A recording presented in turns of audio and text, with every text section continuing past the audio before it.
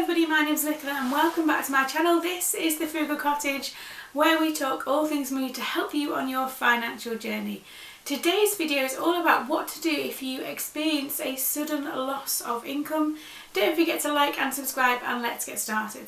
So yes, especially at the moment, I keep getting messages from people who say that their household income has been dramatically decreased, i.e. they've lost a significant part of their income, and what should they do about that. So I've replied to these, but I thought I'd make a video about that to kind of go through the steps of what I would do if we experienced a sudden loss of income. So the first thing to do is to assess your current situation.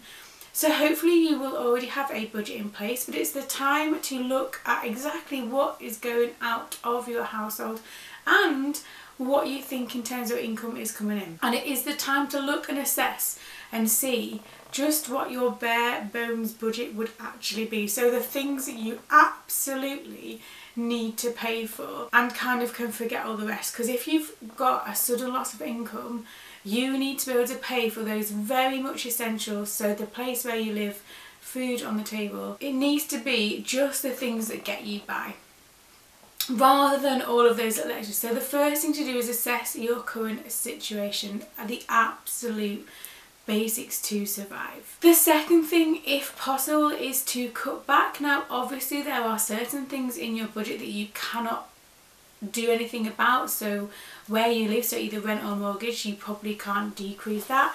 You need to pay for council tax, water, but other things you can try and see if you can cut back. So things like check that you are on the best rates for your gas, electricity. If you've got really expensive kind of TV packages, see if you can like downsize those. So say you've got Sky TV and you've got one of the expensive packages, ring them up, say that you've lost your job and you cannot afford to pay for whatever you've got. 9 times out of 10 they will be able to reduce the package that you've signed up for in extreme circumstances, and losing your job or losing a very significant part of your income can be counted as that. So even things like if you've got a gym membership, you can cancel it. Try and reduce your mobile phone package. It is an extreme circumstance. I'm not saying that this would be something you would be able to easily do normally, but if you ring up and say that you have lost your income and there is absolutely no way you can pay for these things, you'll find that these companies will try and accommodate that in some shape or form, because at the end of the day, it's better for them if they're getting a little bit than nothing at all. So check that you can cut back on things if possible. Like I said, there are some things that you can't possibly cut back on, but there are lots of things in most people's budget that you can try, at least attempt to make those lower in these extreme circumstances. Number 3 is to track every single penny. Now it might seem a bit daunting to start suddenly tracking, especially if you haven't before, but it's so important to know exactly where your money is going, especially if things are kind of not so stable, because every single penny counts. So I use a budget planner. I talk about this all the time. I like to track via pen and paper. It works best for me.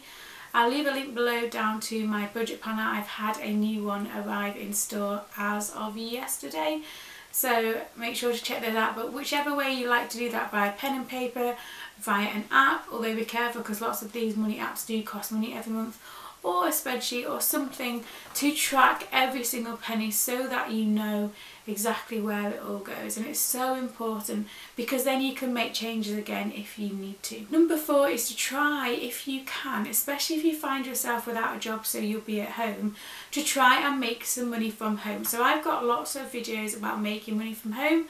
I'll leave a link to 2 of the most popular ones below if you want to check this out after this one. But you can try and make some money from home. So try and find some things to sell online. Sit and do surveys on an evening. It's not going to make you a lot of money. You're not going to get rich by doing surveys, but even if you can earn kind of £10–20, that can go towards your food shop.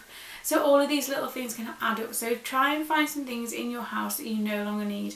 Get those listed on Facebook Marketplace or on eBay. Try and get some cash coming in from somewhere. Have a look, there's lots of survey sites.